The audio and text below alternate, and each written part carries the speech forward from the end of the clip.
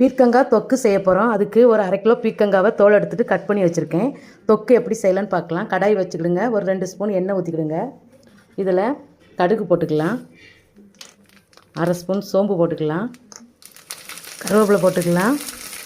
3 பெரிய வெங்காயம் கட் பண்ணி வச்சுருக்கேன். இதை போட்டுக்கிடுங்க.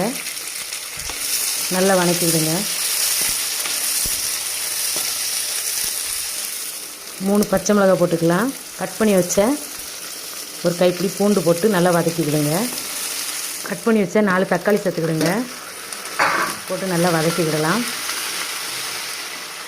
1/2 ஸ்பூன் மிளகாத்தூள் போட்டுக்கிடுங்க.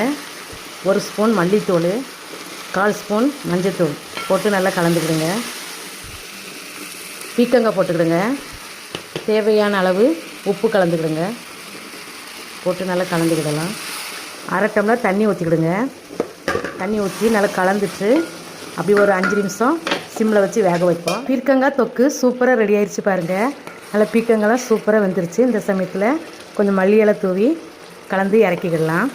சுவையான டேஸ்ட்டான பீர்க்கங்காய் தொக்கு சூப்பராக ரெடி பண்ணியாச்சு. இது சாதத்துக்கு, இட்லி, தோசைக்கெல்லாம் சூப்பராக இருக்கும். சப்பாத்திக்கு இதெல்லாம் வச்சு சாப்பிட்டு பாருங்கள். டேஸ்ட்டு பக்காவாக இருக்கும். இந்த வீடியோ பிடிச்சிருந்தா லைக் பண்ணுங்கள், ஷேர் பண்ணுங்கள், சப்ஸ்கிரைப் பண்ணுங்கள்.